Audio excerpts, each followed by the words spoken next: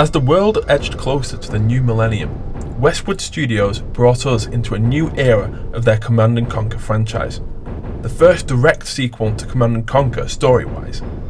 It was always going to be a tough ask to follow the likes of C&C and Red Alert, so Westwood brought us a new graphics engine and a new style with Tiberian Sun.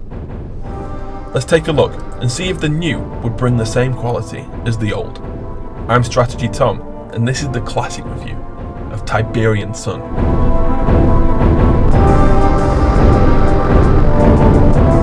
I know that Tiberian Sun has something of a cult following, and some people say it's their favourite Command & Conquer game.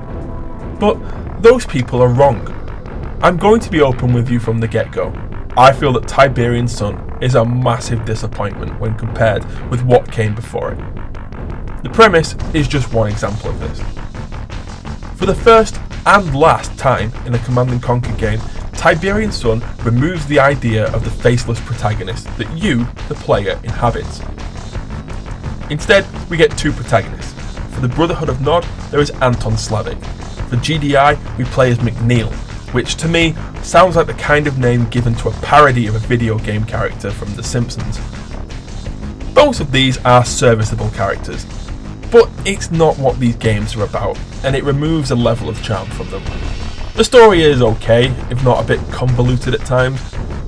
It essentially boils down to the Second Tiberian War starting after the re-emergence of Cain, who has been presumed dead since the First Tiberian War. Given Cain's presence in Red Alert, a game set in the mid-20th century, and the fact that Tiberian Sun is set in 2030, we can begin to decipher the fact that Cain is in fact immortal. It's never fully explained as to why that is, as far as I'm aware at least. But if you know more than I do about the lore of these games, then please do tell me why I'm such an idiot in the comments. That being said, if you've seen a modern photo of Cain's actor Joe Kuchin, it might very well be that he too is immortal. Cain's overarching plan is to use the Second Tiberian War as a distraction in order to fulfill his grand plan of launching a missile that will completely cover the Earth's surface in Tiberian. The GDI campaign revolves around winning the war and stopping said plan. The Nod campaign revolves around fighting that war for enough time so that Cain can execute said plan. My main issue with Tiberian Sun's story is all the subplots that are brought in, featuring mutants and an alien text that Cain becomes fascinated by, called the Tacitus. These are all subplots that ultimately go nowhere in the sequels, and I don't blame them for dropping them either. Command & Conquer 3 will explore the idea of an alien race, but the Tacitus is barely mentioned. I know it might seem like a small gripe to some, but the addition of named protagonists for both campaigns really lays bare the limits of this series. Both Command & Conquer and Red Alert had ridiculous plots, and the acting on display was ham-fisted at times, but it never detracted from the experience for me. In fact, it enhanced the experience because I felt I was a part of it. With Tiberian Sun, I feel like I'm watching a terrible version of Battlestar Galactica or Dune. The base ideas that came from the original games are interesting and they carry the game, but Tiberian Sun's plot makes for a lackluster sequel, I'm afraid.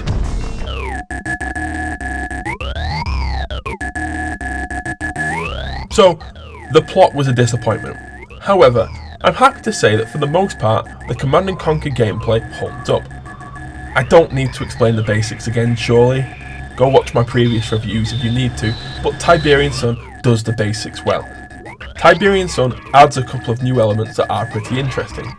It is the first of the series to include unit veterancy, wherein you have an incentive to keep your men alive, as the more they fight, the better they become at it.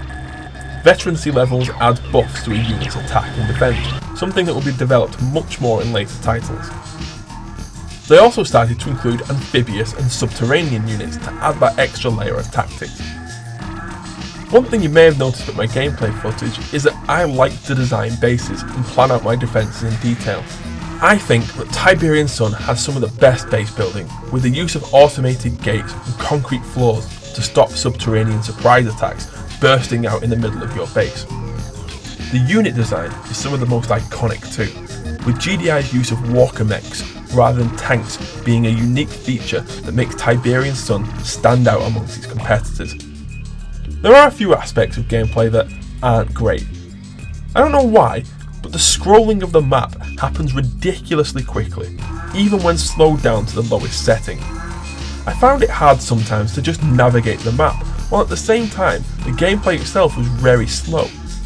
It was just an awkward game to play with very jarring and game-breaking UI.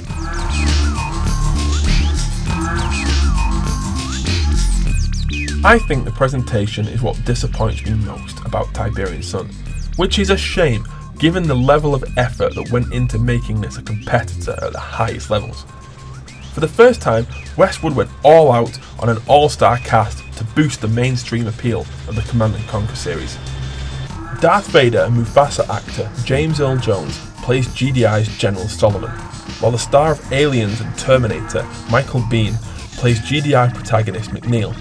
Biehn's reputation as a video game star was most famously tarnished with his less than enthusiastic performance in Aliens Colonial Marines, but this earlier outing doesn't exactly cover him in glory either. James Earl Jones is James Earl Jones and brings a level of majesty to everything he graces, and alongside Joe Kuchin's Kane, he is one of the best things about the game's presentation. I get the feeling they really wanted to go for more than just the simple idea of a general sat in a war room talking to a camera like they did in previous titles, but I just don't think they pulled it off very well at all. It has sci-fi channel vibes to it, and I don't mean that in a good way. Westwood went for a new graphics engine for Tiberian Sun, and again I'm not overly impressed with it. It is at once cartoonish, yet somehow dark and bleak. But whatever, the graphics aren't that terrible. What is terrible, however, is the soundtrack. I've repeatedly mentioned the soundtrack of the previous games and how the music and the sound design elevated them beyond the merits of the gameplay and story. With Tiberian Sun, I can't say the same.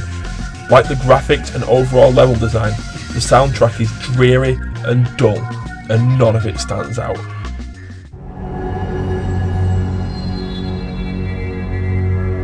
So, I've come to the realisation that this review is going to be much shorter than my others, simply because there's just not that much to talk about.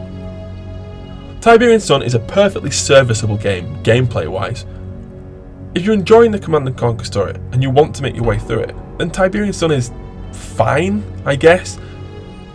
The gameplay and some of the iconic units like the GDI Walker mechs and the Nod subterranean flame tanks are awesome, and you'll have a lot of fun with those. But when it comes to the Command & Conquer series, there are a few games that I keep coming back to and wanting to replay. Tiberian Sun is certainly not one of them. I hadn't played it for over a decade before doing this review, and I'm sure it'll be another 10 years before I think to do so again. So, how do I rate it? The premise. Pros. The Command & Conquer story is always an interesting one. The cons.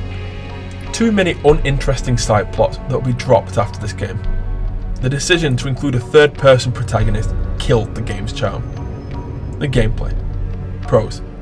Fantastic base building mechanics, and some of the most unique and iconic unit types in the entire series. Cons. The UI is so bad it's almost game-breaking. Presentation. The cutscenes are still better than other strategy games. Cons. The graphics are cartoonish and subpar, and the soundtrack and overall sound design are awful. Tiberian Sun isn't a bad game, it's just not a very good one either. If you're playing through the entire series, then sure, give this one a go. It's perfectly serviceable and you'll get some enjoyment from it. But if you're trying Command & Conquer for the first time and looking for a place to jump in, this one ain't it. So for that reason, I decided that the Tiberian Sun is bang average and gets a 5 out of 10. Thank you so much for watching. What did you think of Tiberian Sun? Did you play it back in the day? I know that for some people, Tiberian Sun is a masterpiece and the hidden gem of the franchise. If you're one of those people, please feel free to tell me why I'm wrong. Sound off in the comments below and tell me which game should get the classic review treatment in future. Don't forget to like, share and subscribe. I'm Strategy Tom, and I'll see you next time.